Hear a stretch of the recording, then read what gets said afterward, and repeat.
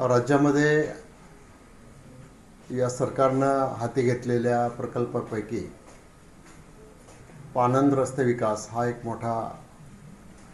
महत्त्वाकांक्षी प्रकल्प आहे। ग्रामीण भागामध्ये बऱ्याच वेळेला असं दिसतं की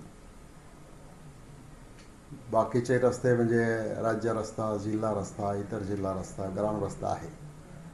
परंतु शेतकऱ्यांना त्यांच्या शेतापासून तर मुख्य रस्त्यापर्यंत माल आणण्यासाठी आज अनेक प्रकारच्या अडचणीमध्ये येत आहेत। त्या अडचणी दूर करण्यासाठी ज्या रस्त्यांना नंबर नाही त्या रस्त्यांना नंबर टाकणं,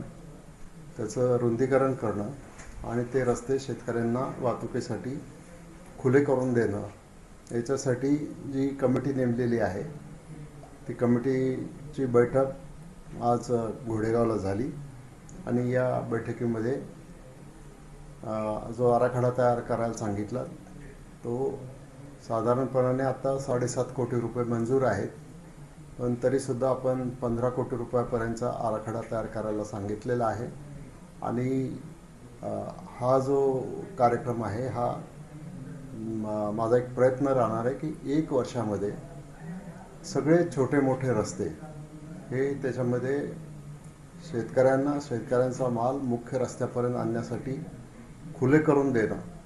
आणि त्याच्यासाठी सरकार खर्च करणार आहे। बाकीच्या सुद्धा यंत्रणांच्या मार्फत आपण खर्च करणार आहोत। फक्त मी एवढं सांगू इच्छितो की एक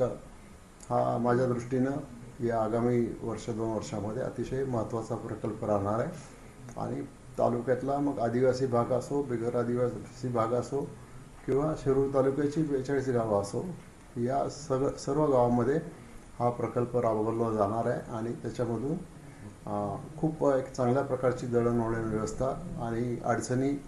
कुठे अडवले असतील तर त्या अडवणी दूर करणं, कुठं फॉरेस्टचा प्रश्न असेल तो दूर करणं, अशा सगळ्या उपाययोजना करण्यात येणार आहेत।